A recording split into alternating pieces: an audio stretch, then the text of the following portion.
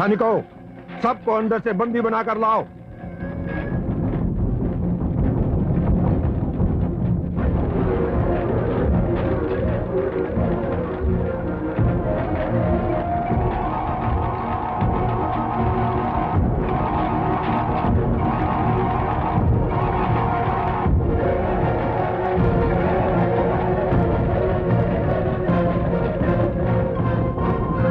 राम राम राम राम, सहस्त्र अर्जुन के सैनिकों ने आश्रम पर आक्रमण कर दिया है।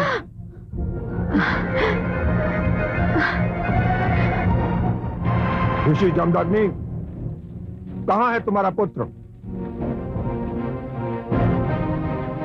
कहां है वो दुष्ट जिसने हमारे महाराज को ललकारने का दुस्साहस किया?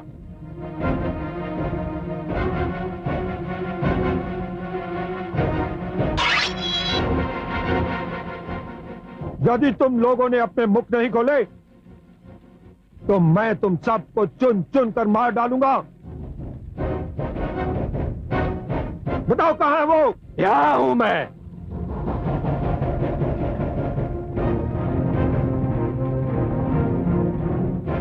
घेर लो इसे चारों ओर से।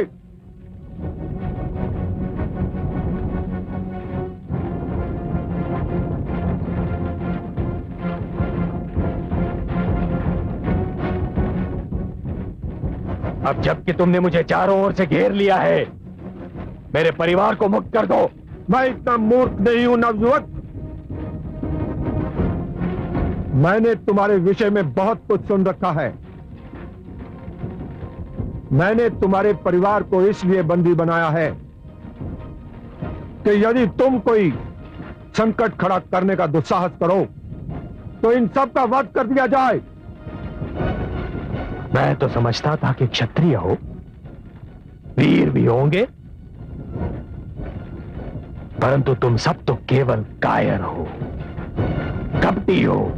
हम वही कर रहे हैं जिसका आदेश हमें महाराज सहस्त्र अर्जुन ने दिया है। अनुचित आदेश का पालन उतना ही अनैतिक होता है जितना कि स्वयं अनुचित आदेश। यदि तुम्हारे राजा सहस्त्रार्जुन को अनुचित आदेश देने का दंड मिलेगा तो तुम सबको भी उस अनुचित आदेश के पालन करने का दंड अवश्य मिलेगा और बार बार मिलेगा। सैनिकों, रुक जाओ। तुम एक शिक्षक की संतान हो पुत्र, तुम शिक्षक हो। मैं शिक्षक की संतान अवश्य हूं पिताश्री, परंतु शिक्षक कदापि नहीं हूं। नहीं पुत्र, हट मत करो। मैं नहीं चाहता कि आश्रम की भूमि मानव वृक्ष से मिल जाए। तुम आत्मसमर्पण कर दो पुत्र। आत्मसमर्पण?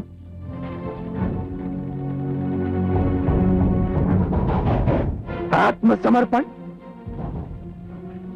असत्य के समक्ष आत्मसमर्पण, अधर्म के समक्ष आत्मसमर्पण, अन्याय और अत्याचार के समक्ष आत्मसमर्पण। पिताश्री, आप जो कह रहे हैं यदि वो कर दिया गया तो मानव इतिहास अश्रुओं की धारा में बह जाएगा और वो मानव इतिहास का सबसे बड़ा दुर्भाग्यपूर्ण दिन होगा।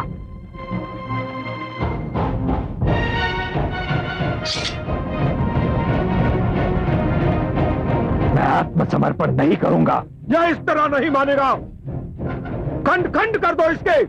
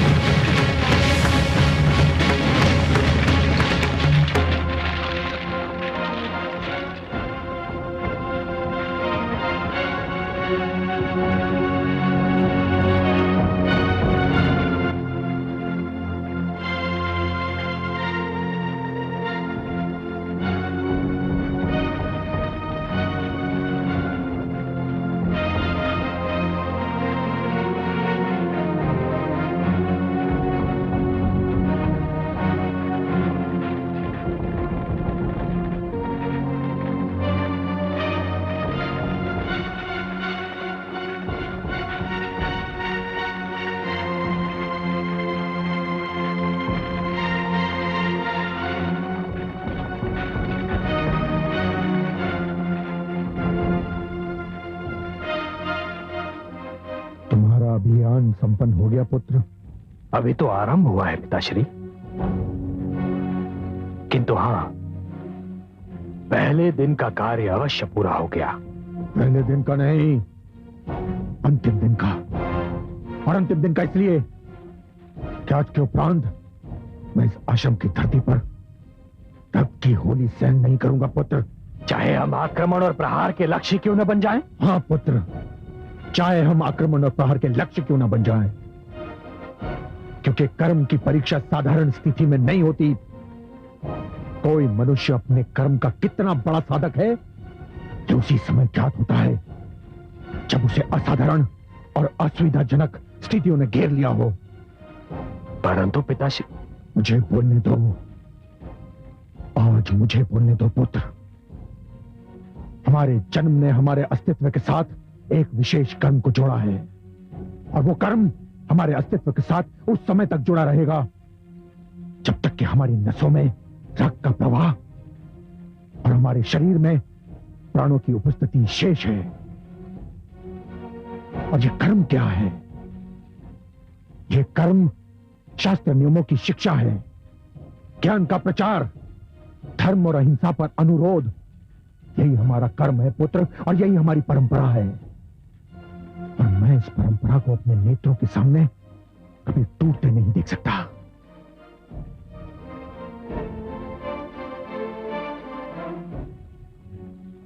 क्षमा करें पिताश्री,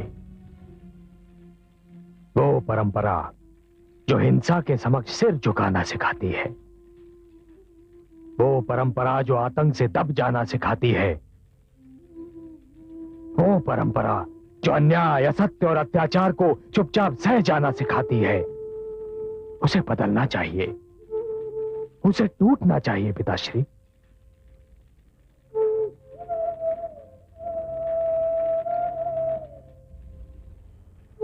देखिए, इन अत्याचारियों के मृत शरीर चिल्ला चिल्ला कर कह रहे हैं पिताश्री कि वो परंपरा बदल चुकी है, वो परंपरा टूट चुकी है।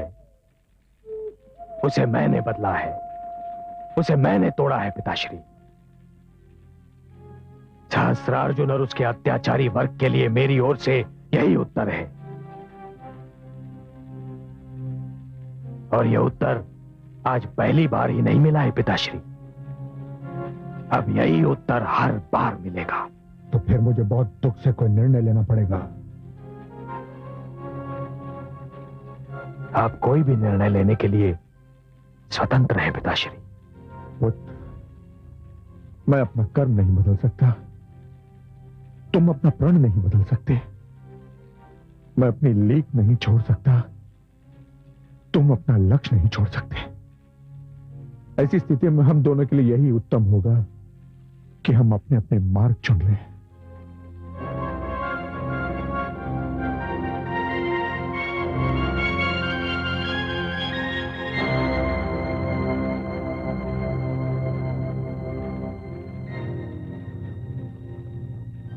मैं परंपरा बदल नहीं सकता, और न ही उसे तोड़ सकता हूं।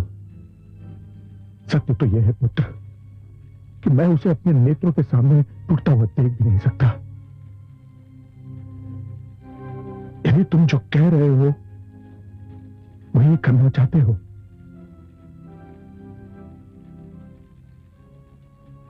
तो पुत्र, फिर तुम्हारा इस आश्रम में कोई स्थान नहीं। तुम्हें यह आश्रम छोड़कर जाना होगा पुत्र, छोड़कर जाना होगा।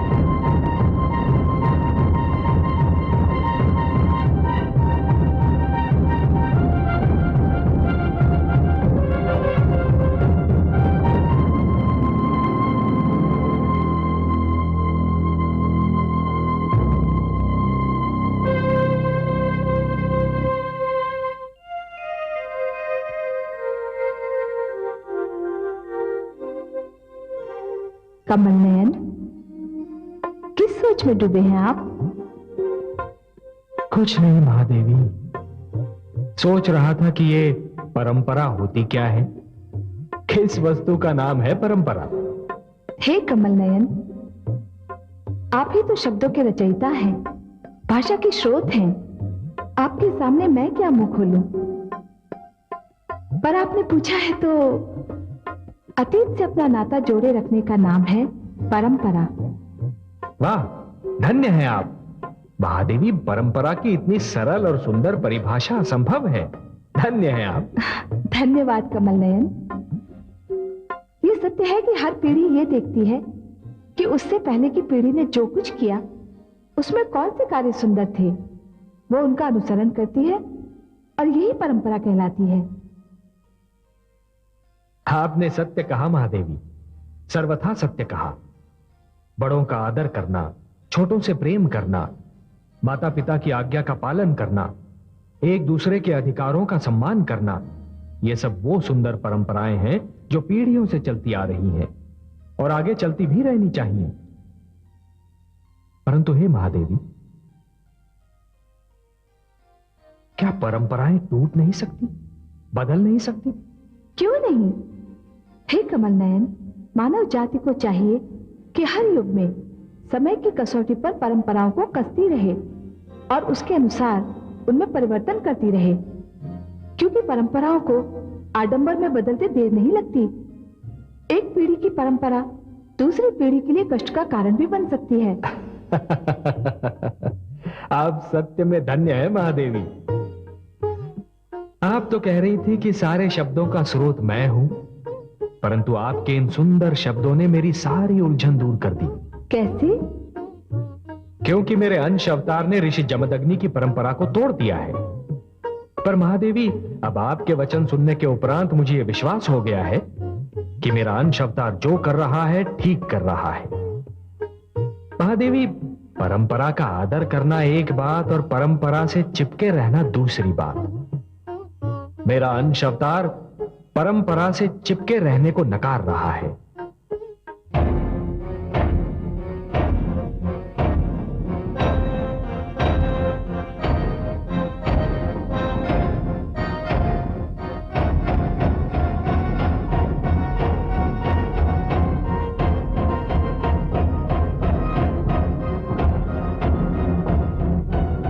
यदि तू मुझे अपनी पराजय का समाचार सुनाने आया है तो वो समाचार मैंने सुन लिया है। अब मुझे तेरी कोई आवश्यकता नहीं। क्षमा महाराज, क्षमा महाराज, क्षमा।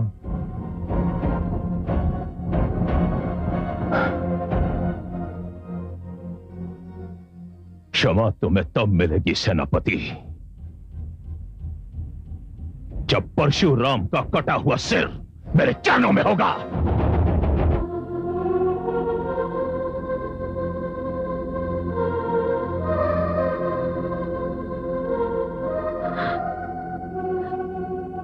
आयुष्मान भव पुत्र।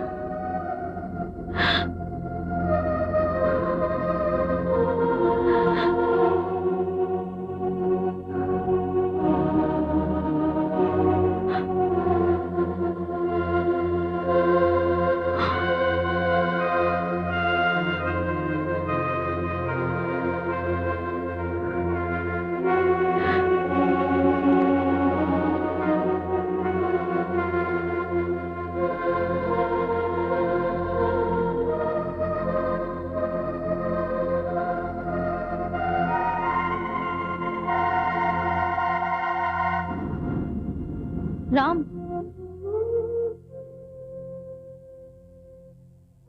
क्या बात है अनामिका? तुम कहां जा रहे हो? ये तो मैं भी नहीं जानता। मैं वो पथिक हूं अनामिका, जिसे अपने लक्ष्य का ज्ञान तो है परंतु अपने मार्ग का ज्ञान नहीं है। मेरी दशा सर्वथा विपरीत है।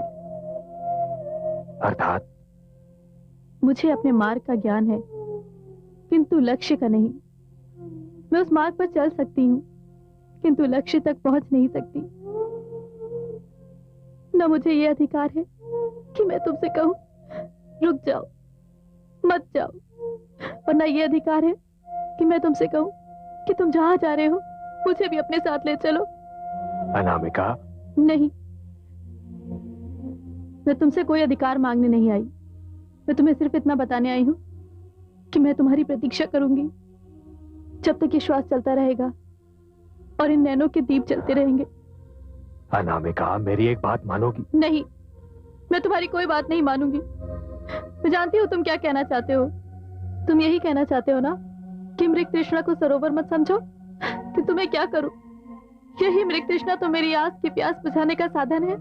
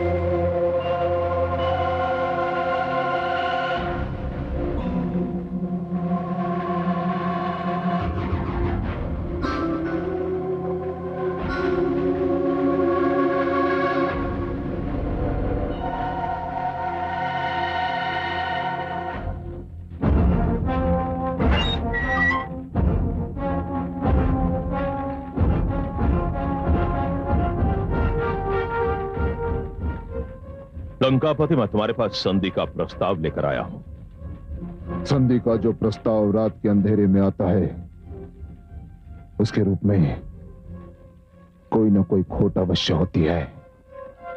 और यह भी जान लो सहस्त्रार्जुन की सिंह की दृढ़ से संधि नहीं करता। रस्सी जल गई, बल नहीं निकले।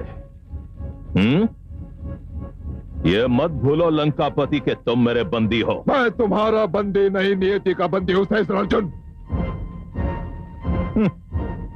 जो भी हो, मैं तुम्हें यह समझाने आया हूं कि तुम्हें कारागार से मुक्ति मिल सकती है। यदि तुम मेरी बात मान लो तो मैं तुम्हें मुक्त कर सकता हूं। क्या बात मनवाना चाहते हो मुझसे? मैंने एक एक करके अपने सब शत्रुओं को ठिकाने लगा दिया है। एक शत्रु शेष है जो मेरी शक्ति की सीमा के बाहर है। मैं नहीं जानता कि तुम किसकी बात कर रहे हो सहस्त्रार्जुन। वो एक नवयुवक है। नवयुवक? इस संसार का सबसे बड़ा योद्धा सहस्त्रार्जुन एक नवयुवक से भयभीत है। वो साधारण नवयुवक नहीं है। नवयुवक है, और वो भी एक। कोई सेना तो नहीं है सहस्त्रार्जुन? वही तो बताना चाहता हूं। वो नवयुवक है, परंतु बड़े बड़े अनुभवी योद्धा उसके समक्ष कुछ नहीं। वो एक है, परंतु कई सेनाओं पर भारी है। कौन है वो? ऋषि जमदग्नि का पुत्र परशुराम। मैं मानव हूं, इस कारण उसे हरा नहीं सकता। तुम असुर हो, तुम्हारे पास मायावी शक्तियां हैं, इस कारण तुम उसे सरलता से परास्त कर सकते हो। लंकापति रावण, तुम उसे मार दो, इस कारागार से तुम्हें मुक्ति मिल जाएगी। मुझे ये तो ज्ञात था कि तेरा वास्तविक नाम सहस्त्रार्जुन नहीं, तेरा वास्तविक नाम कार्तिवीर्य है। किंतु मुझे यह ज्ञात नहीं था कि तुझ में कुछ भी वास्तविक नहीं। सहस्त्रार्जुन, तू सिर से लेके पांव तक छल, कपट और कायरता की मूर्ति है। मैं असुर अवश्य हूं सहस्र अर्जुन, किंतु मैंने ऋषि पुत्र के रूप में जन्म लिया है, और तू एक ऋषि पुत्र से दूसरे ऋषि पुत्र का वध करने की बात कह रहा है। यह संभव नहीं है, यह असंभव है सहस्र अर्जुन। तो फिर सड़ता रहे सारा जीवन इस कारागार में और टकराता रहे अपना सिर इन पथरीली दीवारों और लोहे की छड़ों से। तो सारा जीवन सूर्य का प्रकाश नहीं देख पाएगा। धिक्कार है उस प्रकाश पर जिसमें तेरा कुरूप चरित्र स्पष्ट रूप से दिखाई दे। धिक्कार है। तू मूर्ख है, किंतु कायर नहीं सहस्र अर्जुन, कायर नहीं। चला जाओ यहां से, चला जाओ।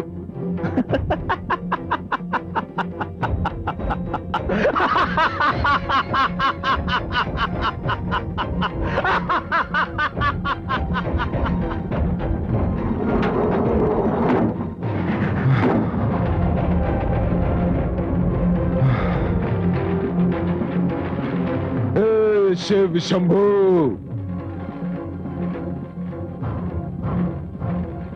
मुझसे अवश्य कोई भूल हुई है जिसका दंड मुझे मिल रहा है। दंड दे लीजिए शिव शंकर, परंतु ऐसे नीच और कायर का बंदी बनाकर अपने भक्त का अपमान मत करवाइए। मुझे क्षमा कर दीजिए, मुझे क्षमा कर दीजिए।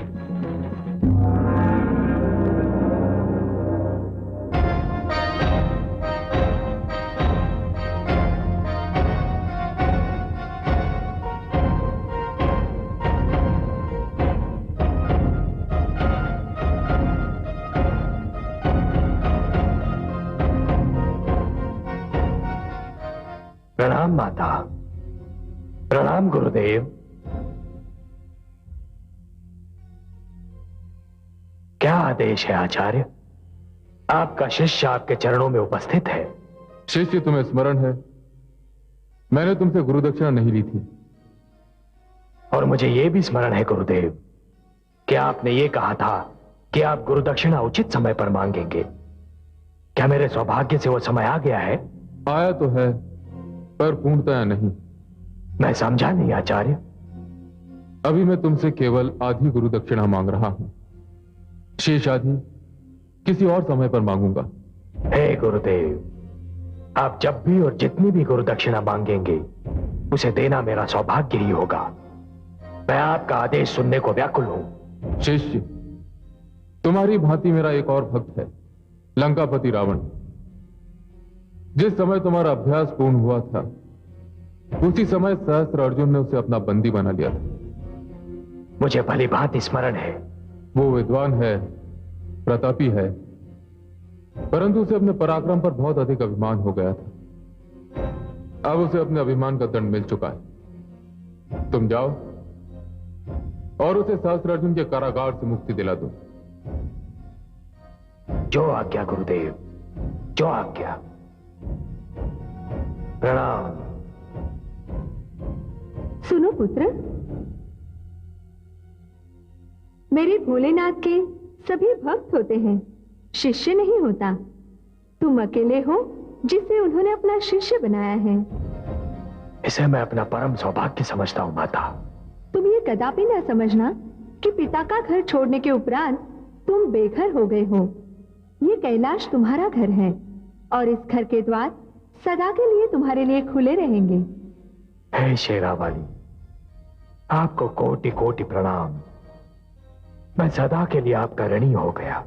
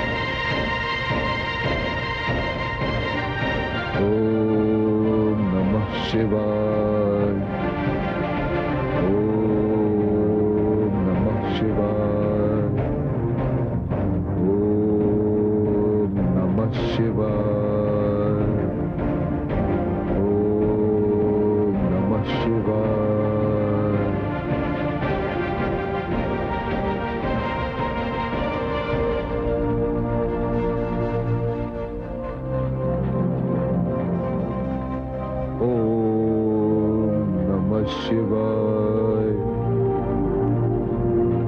ओम नमः शिवाय। ओम नमः शिवाय। लंकापति की जय हो। हमने इस कारागार से निकलने का मार्ग ढूंढ निकाला है। हम यहां से निकल सकते हैं और किसी को हमारे भागने की सूचना भी नहीं मिलेगी। और जब तक प्रहरियों को सूचना मिलेगी तब तक हम बहुत दूर निकल चुके होंगे। ये सुनहरा अवसर हमें फिर नहीं मिलेगा। लंकापति, हम चाहते हैं कि दुष्ट सहस्त्र अर्जुन के कारागार से आप भी हमारे साथ भाग चलें। क्या तुम लंकापति रावण को भागने का परामर्श दे रहे हो? तुम इसका साहस कैसे हुआ?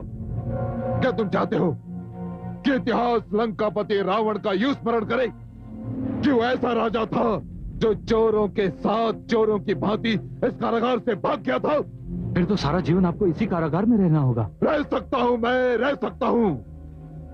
इस कारागार के एक बंदी के रूप में मर भी सकता हूं मैं, किंतु भगोड़े का कलंक अपने माथे पर लगाकर जी नहीं सकता मैं। चले जाओ यहां से, चले जाओ, चले जाओ। चलो चलो। हे शिव शंकर, ओम नमः शिवाय।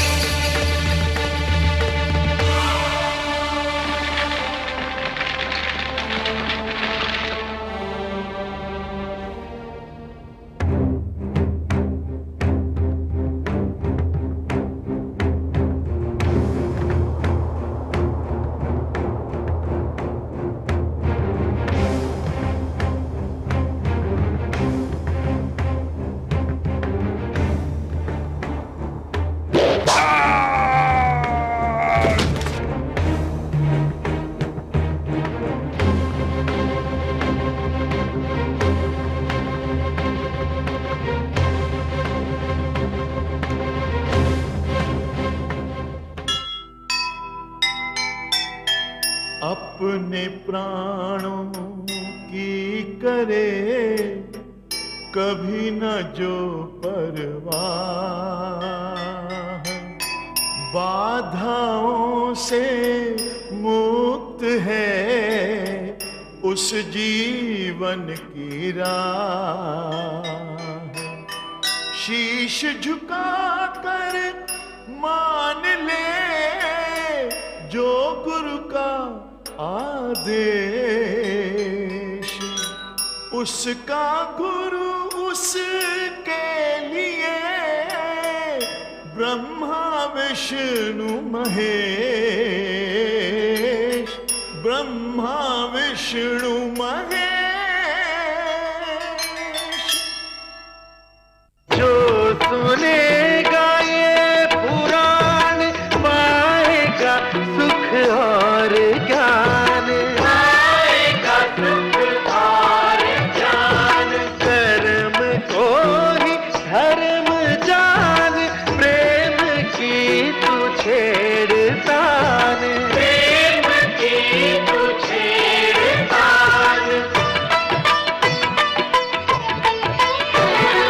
बीते युग बता रहे हैं, बीते युग बता रहे हैं, सत्य पथ पे चल सुजान। विष्णु पुराण